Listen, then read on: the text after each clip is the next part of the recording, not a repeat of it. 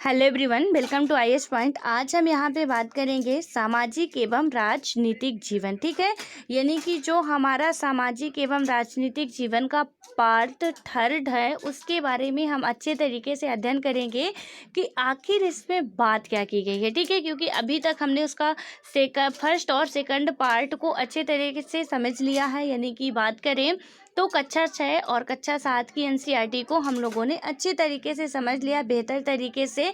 अब यहाँ पे हम स्टार्ट करने वाले हैं कक्षा 8 की एनसीईआरटी। ठीक है, यानी कि अब इसके बारे में हम और आगे की समझेंगे। अभी तो हमने कक्षा 6 में समझा कि ग्रामीण लोग कैसे रहते हैं, यानी कि रूरल पब्लिक जो होती है वहाँ का जीवन कैसा होता है, उनके जीवन जीने की शैली कैसी होती है, गवर्नमेंट का उन पे क्या इफ़ेक्ट पड़ता है या क्या जिम्मेदारियाँ होती, क्या रोल होता है, और वहाँ की आम पब्लिक का क्या रोल होता है, वो सारी बातें समझे। क्लास 7 में हमने थोड़ा समझा राज्य सरकार के बारे में कि आखिर से जो हमारी स्टेट गवर्नमेंट होती है उसका क्या महत्वपूर्ण जिम्मेदारियाँ होती हैं, क्या भूमिका होते हैं, तो वो सारी बातें हम लोग वहाँ पे समझें। ठीक है, अब यहाँ पे हम बात करेंगे कक्षा 8 में, उसके आगे की बात करेंगे कि और हमारे संविधान में क्या क्या वर्णित है, हमको क्या क्या उससे अधिकार मिल रहे हैं, क्या क्या हमारे लिए बात की गई है, वो सारी बात अब हम समझेंगे कहाँ पे, कक्षा 8 में। ठीक है, और ये बेहद इम्पोर्टेंट है हम सब के लिए, क्योंकि इसको हम किसी मतलब कि हम में से कोई भी यदि इसको इग्नोर करता है तो वो हम सब के लिए अच्छा नहीं होगा। ठीक है, और आई होप कि आप सभी मेरे साथ साथ ही नोट्स बनाते चल रहे होंगे, और नोट्स सिर्फ बनाना नहीं है, उसको रिवीजन भी करते रहना। ठीक है, यदि सच में आप सीरियस हो एग्ज़ाम के लिए तो आपको बेहतर तरीके से, अच्छे तरीके से, सही ढंग से रिवीजन करना ही पड़ेगा। अदरवाइज़ मैंने कल आपको सारी बातें बताई ही हैं, और वो वीडियो मैंने इसीलिए बनाया था ताकि थोड़ा और आप में एनर्जी आ जाए। ठीक है, और आप अच्छे से मतलब एनर्जेटिक होके पढ़ाई अपनी स्टार्ट कर दें, क्योंकि अब हमको भी फर्स्ट रैंक लानी है। क्योंकि अब इतने में से संतोष नहीं होने वाला कि हमारी 300 रैंक आ जाए, 400 रैंक आ जाए। ये कहीं ना कहीं हम सबको बहुत एक हीन साबित करता है, अपने आप में लगता है कि नहीं हम कमज़ोर शायद कहीं ना कहीं है। ठीक है, सो अब हमको भी अपनी समझ, अपनी सोच, अपनी विवेक सब कुछ बढ़ाना है, उसको इंक्रीज करना है, डिक्रीज अब नहीं करना है। ठीक है, सो अब हम लोग यहाँ पे, आप लोग जो भी हैं, जो भी इंटरेस्टेड हैं, पढ़ते हैं अच्छे तरीके से, तो आई होप कि वो सभी लोग बिल्कुल ईमानदारी से, क्योंकि आप सब लोग अपने लिए कर रहे हो। ठीक है, किसी के लिए नहीं कर रहे हो, बिल्कुल ईमानदारी से आप लोग नोट्स भी बनाते जा रहे होंगे और रिवीजन भी करते जा रहे होंगे। और एक और इम्पॉर्टेंट बात है कि जब भी आपको पता है कि जैसे हमारा क्लास 6 का जितना भी पूरे चैप्टर थे ख़त्म होते हैं, वैसे ही मैंने क्या करवाया था, क्विज करवाया था, यानी क्वेश्चन कुछ जो भी उनसे रिलेटेड थे चैप्टर वाइज उनको सॉल्व करवाया था। सो क्लास 7 का भी मैं करवाऊँगी, डोंट वरी। 1 से 2 दिन के अंदर ही मैं उसको पूरा जितने भी उनसे क्वेश्चन बन सकते हैं उनको सॉल्व करवा दूंगी। ठीक है, हालांकि आज ही करवा देती बट आज क्वेश्चन नहीं बना पाई थी। सो मैं 102 दिन के अंदर ही आपको वो सारे क्वेश्चन जो भी फर्स्ट अध्याय से लेके हमारा लास्ट चैप्टर तक जितना भी हम लोग पढ़े हैं और जो जो भी था वो सारी बातें हम आपको वहाँ पे क्वेश्चन के उसमें फॉर्मेट में समझाएंगे और बताएंगे भी कि क्या क्या इम्पोर्टेंट है, और जो हम पढ़े हैं वो क्या हमारे लिए इम्पोर्टेंट था या नहीं था, इनसे क्वेश्चन कैसे बन सकते हैं, थोड़ा उसका भी आप लोगों को आइडिया लग जाएगा। ठीक है, सो उसके लिए आप लोग टेंशन मत लीजिएगा, क्वेश्चन मैं ज़रूर लेके आऊँगी। अब हम यहाँ पे बात करते हैं, थोड़ा इसमें समझते हैं कि इसका यदि हम बात करें इसके इंडेक्स की, यानी हमको पढ़ना क्या क्या चीज़ें पूरे कक्षा 8 में। ठीक है, तो सबसे पहले तो ये 5 यूनिट्स में बांट दिया गया है, यानी 5 यूनिट्स में इसको डिवाइड कर दिया गया है। इकाई 2, इकाई 1, इकाई 2, 3, 4 और 5। ठीक है, इकाई 1 में 2 अध्याय रखे गए हैं। सबसे पहले तो इकाई 1 क्या है कि भारतीय संविधान और धर्मनिरपेक्षता। तो यहाँ पे भारतीय संविधान यानी भारत का एक लिखित दस्तावेज है। आप सबको पता है, बहुत अच्छे तरीके से पता होगा कि हमारे भारत का एक बहुत बड़ा विस्तृत और लिखित संविधान है। ठीक है, और ये क्वेश्चन भी बनता है कि किस देश का सबसे बड़ा विस्तृत और लिखित संविधान है, तो हमारा भारत है। ठीक है, यहाँ पे एक क्वेश्चन और बन सकता है, अभी जो मैं बोलते जा रही हूँ हूँ। आपको जो भी इम्पोर्टेंट टॉपिक लगे कि नोट करना है वो आप नोट कर सकते हो, ठीक है। मैं ना बोलूँ कि आप नोट करो, फिर भी आपको यदि लग रहा है कि नोट करना चाहिए टॉपिक तो आप नोट कर सकते हो। तो जैसे मैंने अभी बोला यहाँ पे कि भारत का संविधान जो है सबसे विस्तृत और मतलब कि लिखित संविधान है, ठीक है। तो किस देश का है ये? भारत का है, और बहुत बार ये क्वेश्चन पूछा गया है। उसके बाद हम बात करते हैं, तो एक क्वेश्चन यहाँ पे और बन सकता है, नोट में ही आप लोग डाल लो कि जो हमारे मतलब कि ऐसा क्वेश्चन बन सकता है कि किस देश का सबसे पहले संविधान लिखा गया था, ठीक है, या कि किस देश का सबसे पहला लिखित संविधान बना था। वो अमेरिका ऐसा देश है जहाँ का सबसे पहला लिखित संविधान था, लेकिन भारत ऐसा देश है जहाँ का लिखित के साथ साथ विस्तृत संविधान है, यानी सबसे बड़ा संविधान है, ठीक है। तो जब सबसे बड़ा की बात आती है तो भारत होगा, लेकिन सबसे पहले की लिखित संविधान की बात आती है अमेरिका होगा। ये दोनों ही क्वेश्चन पूछे जाते हैं और हमारे लिए ये दोनों ही इम्पोर्टेंट है, ठीक है। आप दोनों ही टॉपिक नोट कर लीजिए। तो भारत का संविधान क्या है हमारा? हम सबके लिए एक बोले तो जीता जागता दस्तावेज है, ठीक है। और तवा मत्स्य आंदोलन में भी हम लोगों ने समझा था कि यदि भारत के संविधान को हम बोलते हैं कि एक जीता जागता ये दस्तावेज है हमारे लिए, तो कोई इसमें अति संयुक्ति नहीं होनी चाहिए। सो उसके बाद आता है हमारा धर्मनिरपेक्षता। धर्मनिरपेक्षता का मतलब मेन रूप से क्या होता है कि हम या आप किसी भी जाति धर्म के हो, किसी भी वर्ग के हो, किसी में कोई भेदभाव नहीं किया जाएगा, ये हमारे संविधान में वर्णित है, ठीक है। हालांकि इसको हम लोग डिटेल से समझेंगे, बस इसका थोड़ा सा मैं पॉइंट आपको समझा रही हूँ कि इसके अंतर्गत पढ़ना क्या क्या है। तो यहाँ पे धर्मनिरपेक्षता का मतलब क्या हुआ, जैसे सपोज मैं मुस्लिम हूँ, आप हिंदू हो, आपके कोई फ्रेंड है सिख हैं, ईसाई हैं, तो वहाँ पे हम किसी को बाध्य नहीं कर सकते, या गवर्नमेंट किसी को हमारी ये नहीं कर सकती, उसको फोर्स नहीं कर सकती है कि सिर्फ और सिर्फ तुमको हिंदू धर्म ही मनाना है या कि तुमको मुस्लिम धर्म ही मनाना है, ठीक है। अदरवाइज तुम कोई धर्म नहीं मना सकते हो। तो हमारे संविधान की ये बहुत खूबसूरत बात है कि धर्मनिरपेक्षता का अधिकार हमको है, ठीक है। यानी धर्मनिरपेक्षता प्राप्त है, धर्मनिरपेक्षता का वर्णन हमारे संविधान में है, और जिसका मेन मतलब होता है कि हम किसी भी जाति धर्म के हों, किसी भी वर्ग समुदाय के हों, लेकिन हमको अपने अपने धर्म मानने की स्वतंत्रता है, और किसी को भी धर्म को ना मानने के लिए सरकार बाध्य नहीं कर सकती हमको, ठीक है। तो ये बात, जैसे कि सपोज मैं मुस्लिम हूँ और गवर्नमेंट आके मेरे से कहे कि नहीं तुमको हिंदू धर्म मानना है, तो मैं उसके खिलाफ ऑब्जेक्शन ले सकती हूँ कि मेरे संविधान में लिखा हुआ है कि मुझे ये धर्म जो भी मैं मानना चाहूँ मान सकती हूँ। अब सपोज यहाँ पे एक बात और समझिए कि मैं मुस्लिम हूँ, ठीक है, वहाँ पे मुझे हिंदू धर्म मानने का यदि कहीं से भी लगता है कि मुझे हिंदू धर्म मानना चाहिए, सो मैं मान सकती हूँ। उसके लिए भी मुझे कोई बाध्य नहीं कर सकता कि नहीं तू मुस्लिम है तो मुस्लिम धर्म ही मान, हिंदू धर्म क्यों मान रही है, तो उसके लिए भी मुझे कोई बाध्य नहीं कर सकता, ठीक है। प्रॉपर मुझे नहीं, यानी कि हम सबको, भारत का आपको प्रियम्बल पता ही होगा, हम भारत के लोग, आज आप लोगों के लिए एक होमवर्क है कि आप सभी लोग हमारे संविधान की जो प्रियम्बल है, यानी कि उद्देशिका है या प्रस्तावना है, बहुत छोटी सी है, उसमें है तो छोटी सी, लेकिन पूरे संविधान का बात करें तो समरी लिख दी गई है, ठीक है। वहाँ पे उसको आप लोगों को आज याद करना है और लिखना भी है, और कमेंट बॉक्स में आपको सिर्फ कमेंट करके इतना बताना है कि आप लोगों में से किस किसने याद किया उसको और पढ़ा, ठीक है। हालांकि ये ऑफलाइन क्लासेस नहीं है, तो मैं तो पूछ तो नहीं सकती कि भैया खड़े हो जाओ, तुम खड़े हो जाओ सुना दो, आप खड़े हो जाओ सुना दो, या आप खड़े हो जाओ तो सुना दो। बट इतना तो आप लोगों की भी जिम्मेदारी बनती है कि थोड़ा बहुत तो मेरी बात तो माना करो, ठीक है। तो यहाँ पे आप लोगों के लिए होमवर्क है और ईमानदारी से पूरी करना। प्रियम्बल आपको हर एक बुक में मिलती है, चाहे आप पॉलिटी की बुक खोलते हो, एनसीईआरटी ही खोलोगे, तो वहाँ पे 2-3 चीज़ें ऐसे कॉमन होती हैं जो हमको मिलती हैं। पीछे के कवर में आप देखते हो, किसी भी क्लास की आप बुक खोलते हो, ठीक है, पीछे के कवर में आप सबसे पीछे तो जनगण मन लिखा रहता है, आपको पता, बखूबी पता है। उसके बाद यदि हम यानी कि सबसे लास्ट पेज के जो कवर पेज होता है उसको इधर पलटते हैं, जनगण मन के इधर साइड, तो क्या होता है, इधर हमारे क्या लिखा रहता है, हमारे कुछ जो भी वंदे मातरम लिखा रहता है। और फर्स्ट पेज यदि हम खोलते हैं तो फर्स्ट पेज में तो आपको पता है इसका जो कवर पेज होता है कि क्या लिखा रहता है। उसके बाद इधर हमारे क्या लिखा रहता है, हमारे मौलिक कर्तव्य लिखे रहते हैं, प्रियम्बल लिखा रहता है।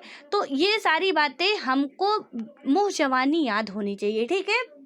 तो क्योंकि कभी कभी क्या होता है, कई सारे ऐसे बच्चे होते हैं जिनसे इंटरव्यू में पूछ लिया जाता है कि क्या आपको प्रियम्बल याद है, ए टू जेड आप सुना सकते हो, हालांकि कोई सुनता नहीं है, लेकिन वहाँ पे हमारा कॉन्फिडेंस लेवल डगमगा जाता है फिर। और यदि आपको पता ही है कि जब नहीं बनता हमसे तो हमारे चेहरे का जो एक्सप्रेशन है वो कैसा हो जाता है, ठीक है। और वहाँ पे सबसे इम्पोर्टेंट बात होती है कि जब भी हम इंटरव्यू वाले टीम में जाके वहाँ पे अंदर बैठते हैं, तो वहाँ पे हमारे चेहरे का जो इम्प्रेशन है वो बहुत अच्छा होना चाहिए, ठीक है। आता हो तो भी कॉन्फिडेंट रहे, नहीं आता तो भी कॉन्फिडेंट रहे, सॉरी सर नहीं आ रहा, ठीक है, बस सॉरी सर बोल देंगे। लेकिन वहाँ पे बिल्कुल ऐसे नहीं, बनता तो था, याद तो था, कहाँ गया, वो वाली कंडीशन नहीं होनी चाहिए। जो नहीं बन रहा टाइम वेस्ट नहीं, सॉरी सर, ठीक है। तो इसलिए हम सॉरी सर क्यों बोले, क्योंकि हर एक क्वेश्चन में भी सॉरी नहीं चल सकता, ठीक है। नहीं तो वो भी सॉरी सर बोल के ऐसे ही कर देंगे। तो सॉरी सर तो नहीं चल सकता हर क्वेश्चन में, इसलिए क्या करना है हमको कि जब भी कहीं से भी यार क्वेश्चन पूछ लिया जा सकता है, मैंने आपको बोला ना, कहीं से भी क्वेश्चन पूछ लिया जा सकता है, इसलिए हमको हर तरीके से प्रिपेयर रहना पड़ता है। सो आप लोग एक बात मेरी आज ज़रूर मानिएगा, मैं पहली बार आपको बोल रही हूँ होमवर्क, ठीक है, दे रही हूँ। क्या करना है आपको, प्रियम्बल जो है, यानी प्रियम्बल बोले, प्रस्तावना बोले, उद्देशिका बोले, वही ही है, उसी का नाम है, और कई तरह से उसका नाम लिया जा सकता है। तो आपको उसको याद करना है और अच्छे तरीके से याद करना है, ठीक है। लिखना है एक बार अपनी नोट्स में, और ये उसको याद कर, उसके जितने भी वर्ड हैं आप देखना, हर एक वर्ड का बहुत बड़ा मीनिंग है, वो हम समझाएंगे आपको कि उसमें क्या क्या है। और यदि अभी समझना हो तो मैंने जो आपको चैनल बताया, आप वहाँ से जाके समझ सकते हैं, जो दिव्य एजुकेशन है, यूट्यूब पे सर्च करोगे तो हिंदी में दिव्य और अंग्रेजी में एजुकेशन है, सर्च करोगे वहाँ पे मिल जाएगा, वहाँ से भी समझ सकते हो। अदरवाइज मैं यहाँ पे भी आपको समझाऊंगी अच्छे तरीके से, ठीक है, कि हमारी प्रियम्बल में जितने वर्ड लिखे हैं उनका मेन मीनिंग। अब यहाँ पे आगे बात करें तो क्या है, हमारा अध्याय 1 है भारतीय संविधान, अध्याय 2 है हमारा धर्मनिरपेक्षता की समझ, तो इसके बारे में हम लोग समझेंगे, ठीक है। उसके बाद हमारा इकाई 2 कहता है संसद तथा कानूनों का निर्माण, यानी कि संसद क्या है हमारी, आपको पता है कि हमारे संविधान में, यानी कि हमारे देश में सिर्फ एक ही संसद है, ठीक है। ये बात भी बहुत इंपॉर्टेंट है कि हमारे देश में एक ही संसद है, दूसरी संसद नहीं है, तो ये बात भी हमको याद रखनी पड़ेगी। उसके बाद कानून का निर्माण कैसे होता है, तो यहाँ अध्याय 3 में हम पढ़ेंगे हमें संसद क्यों चाहिए। तो आखिर हमें संसद चाहिए तो क्यों चाहिए, यानी संसद एक होनी चाहिए देश में, वो क्यों होनी चाहिए, हर एक देश में है और इसका नाम अलग अलग होता है। जैसे आप अमेरिकी संसद का नाम ही ले लो, वहाँ सीनेट कहा जाता है, ठीक है। जैसे यहाँ हम लोग बोलते हैं संसद बोलते हैं, तो अमेरिका में इसे ही सीनेट बोला जाता है। तो ये कहीं जापान पे ही देख लो आप, डाइट बोला जाता है। तो हर एक जगह उसका नाम अलग अलग होता है, बट वहाँ पे ये मेन रूप से हर एक देश के लिए एक संसद होता है, ठीक है। उसके बाद होता है कानून की समझ, ठीक है, यानी कि कानूनों की समझ क्या होती है। तो उसके सॉरी थोड़ा सा डिस्टर्ब हो गया था। अब बात करते हैं यहाँ पे न्यायपालिका। तो यहाँ पे बात करते हैं यदि न्यायपालिका की, तो आपको पता है कि हमारे संसद के जो होते 3 अंग होते हैं, ठीक है, कार्यपालिका, व्यवस्थापिका, न्यायपालिका। यानी कि न्यायपालिका भी हमारा सरकार का एक अंग होती है। यानी कि बात करें हम, तो हमने 6th क्लास में भी समझा था, जब सरकार पढ़ रहे थे वहाँ पे भी हमने बात की थी। यहाँ पे क्या होता है कि हमको जब भी किसी भी चीज़ में समस्या होती है, हम तुरंत क्या करते हैं, न्यायपालिका जा सकते हैं और वहाँ पे अपने न्याय के लिए लड़ाई लड़ सकते हैं, ठीक है, और वहाँ से हमको न्याय भी मिलता है। उसके बाद हम बात करें हमारी आपराधिक न्याय प्रणाली, जो भी होता है उसका प्रोसेस वगैरह होता है, पूरा आपराधिक न्याय प्रणाली क्या कैसे होती है, वो सारी बातें अब हम लोग यहाँ पे समझने वाले हैं। इकाई 4 में बात की गई है सामाजिक न्याय और हाशिए की आवाज़। यहाँ पे क्या बात करना है हमको कि हाशियाकरण की समझ और हाशियाकरण से निपटना, ठीक है। यानी कि हाशियाकरण की समझ कैसे होती है, क्या मतलब, उसके बारे में हम लोग समझेंगे कि हाशियाकरण मेन रूप से है क्या चीज़, ठीक है। अब हमने सुन लिया कि हाशियाकरण, हाशियाकरण कभी सुना ही नहीं, वो क्या होता है। तो अब इसके बारे में यहाँ पे समझेंगे, डोंट वरी, अच्छे तरीके से हम लोग समझेंगे कि ये हाशियाकरण है क्या चीज़। उसके बाद है हाशियाकरण से निपटना, यानी इससे हम निपट के कैसे सकते हैं, जो भी समस्याएं आती हैं तो उनसे उनका निदान क्या होगा, उनसे हम कैसे बाहर निकल सकते हैं, वो सारी बातें यहाँ पे दूसरे अध्याय में समझेंगे। फिर आता है इकाई 5 यानी आर्थिक क्षेत्र में सरकार की भूमिका। ठीक है, तो यहाँ पे जन सुविधाएं हो गई और कानून और सामाजिक न्याय यानी कि जन सुविधाएं जो जो भी सरकार के द्वारा दी जा रही है, कितना पैसा खर्च किया जा रहा है, पब्लिक को क्या क्या दी जा रही है, क्या पब्लिक जो चाहती है वो मिल रहा है उसको कि नहीं मिल रहा है, यानी आम पब्लिक को जैसे हम आप सभी लोग हैं। तो ये सब क्या जन सुविधाएं मतलब प्रॉपर तरीके से ये है कि हमारी गवर्नमेंट जो है तो जो भी आर्थिक व्यवस्थाएं जैसे बजट वगैरह पेश होता है यहाँ पे उनकी क्या भूमिका होती है, वो लोगों को किस तरीके से, कैसे किसान को वो देता है, कैसे जो अदर सेक्टर वाले होते हैं वृद्धों को जो पेंशन वगैरह मिलता है, वो सारी सुविधाएं क्या कैसे होती हैं वो सब समझेंगे। ठीक है, उसके बाद हम बात करें कानून और सामाजिक न्याय। ठीक है, यानी कि कानून की बात करें और सामाजिक न्याय की, तो यहाँ पे इसके बारे में समझेंगे कि कानून कैसे काम करता है, क्या सामाजिक न्याय यानी कि सामाजिक न्याय का मतलब है कि जो न्याय चाहिए हमको, समानता का अधिकार हमको चाहिए, स्वतंत्रता का चाहिए, धर्मनिरपेक्षता का चाहिए, धार्मिक स्वतंत्रता का चाहिए, सो क्या ये सारी बातें हमको मिल रही हैं, यानी हर एक समाज के प्रत्येक व्यक्ति के साथ न्याय हो रहा है, नहीं हो रहा तो वो कैसे होगा, सरकार कैसे करती है, ये सारी बातें हम लोग इस अध्याय में समझने वाले हैं, यानी कि इस कक्षा में हम लोग समझने वाले। ठीक है, यानी कक्षा 8 में। ठीक है, तो अब यहाँ पे यदि हम बात करते हैं इकाई 1 का हमारा बात करें यदि हम, तो इकाई 1 में बात की गई है भारत का संविधान और धर्मनिरपेक्ष। तो भारत का संविधान, ठीक, यानी कि भारत का संविधान क्या कैसे, ये हमारे जो भारत का एक संविधान होगा इसमें क्या क्या बातें कही गई हैं और क्या क्या इसमें होगा, तो इसके बारे में समझेंगे।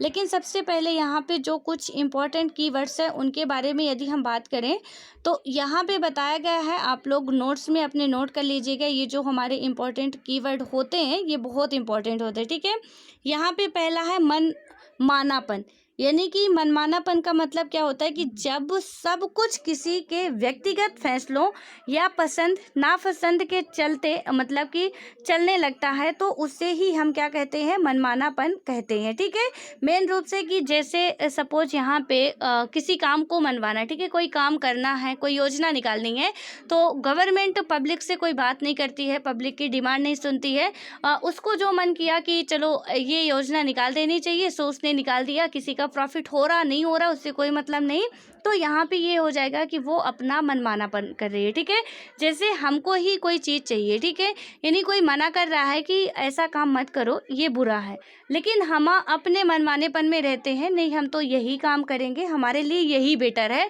तो इसी को ही कहते हैं कि मनमानापन, कि जब सब कुछ व्यक्तिगत फैसले हम लेने लगते हैं, किसी की बात नहीं सुनते हैं, घर में किसी की बात नहीं सुनते हैं, बाहर किसी की बात नहीं सुनते हैं, बस सोचते हैं हम ही दुनिया के सबसे होशियार बंदे हैं और हमसे अच्छा कोई जानता ही नहीं है और अपने फैसले खुद लेते हैं और किसी की बात नहीं मानते हैं, तो यही होता मनमानापन। तो चाहे वो हमारी लाइफ के लिए हो, चाहे गवर्नमेंट कर रही हो, फिर चाहे कोई और कर रहा हो, तो ये सबके लिए फॉलो होता है कि वो खुद से व्यक्तिगत फैसले लेने लगते हैं, किसी की पसंद नापसंद उनको कोई ख्याल नहीं रहता कि क्या होगा। ठीक है, उसके बाद जहाँ नियम तय नहीं किए गए हों या जहाँ फैसलों का कोई आधार नहीं है उसे ही मनमाना कहा जा सकता है। ठीक है, मनमानापन क्या हो गया कि जो हम खुद से अपने फैसले लेने लगते, किसी की बात नहीं सुनते, वो तो मनमानापन हो गया, किसी की पसंद नापसंद का ख्याल नहीं रखते हैं। और उसके बाद क्या होता है कि जहाँ कोई नियम नहीं होता, ठीक है, मतलब नियम तय नहीं होता, और या की बात करें तो फैसलों का कोई आधार नहीं होता कि कोई भी फैसला लिया गया है तो उसका आधार क्या होगा। जैसे किसान सम्मान निधि योजना चलाई जाती है सेंट्रल गवर्नमेंट के द्वारा, ठीक है, लेकिन उसका सपोज यहाँ पे तो ठीक है उसका आधार होता है, लेकिन मैं एग्जांपल के लिए समझा रही हूँ कि उसका कोई आधार ही ना हो। ठीक है, यानी कि कोई अब किसानों के लिए चला दी गई है योजना, अभी यहाँ पे किसी को प्रॉफिट ही नहीं मिल रहा हो किसानों के लिए, तो वो बिल्कुल ना के बराबर हो, तो फिर इससे क्या होगा कि वो अपना मनमाना कर रही है। ठीक है, मनमाना करना और मनमानापन दोनों ही थोड़ा अलग अलग है, तो ये दोनों ही हमको समझना है और आप लोग अपनी नोट्स में इसको नोट कर लीजिएगा। दूसरा बात करें आदर्श हेडिंग डाल के यहाँ पे हम लिखेंगे कि जब कोई लक्ष्य या सिद्धांत अपने सबसे शुद्ध या सर्वश्रेष्ठ रूप में होता है तो उसे आदर्श कहा जाता है। ठीक है, यानी कि जब कोई भी लक्ष्य, हमारा टारगेट या जो भी हमारा प्रिंसिपल होता है यानी सिद्धांत होता है, अपने सबसे प्योर यानी कि सबसे शुद्ध या सर्वश्रेष्ठ होता है। ठीक है, रूप में होता है तो उसे हम क्या कहते हैं, आदर्श कहा जाता है। उसके बाद हमारा अगला पॉइंट आता है भारतीय राष्ट्रीय आंदोलन। तो भारतीय राष्ट्रीय आंदोलन का मतलब क्या होता है कि भारतीय राष्ट्रीय आंदोलन का उदय 19वीं सदी में हुआ था। ठीक है, ये भारतीय राष्ट्रीय आंदोलन कब से चला, 19वीं सदी में इसका उदय होता है। इस आंदोलन में हजारों मर्द औरत ब्रिटिश शासन से लोहा लेने के लिए एकजुट हो गए थे। यह आंदोलन 1947 में भारत की आज़ादी से परिणत हुआ। इसी वर्ष की इतिहास की पाठ्य पुस्तक में इस आंदोलन को आप और अच्छी तरह जान सकेंगे। ठीक है, यानी कि बात करें तो इतिहास की जब पुस्तक पढ़ोगे आप लोग, कौन सी पुस्तक है वो, कक्षा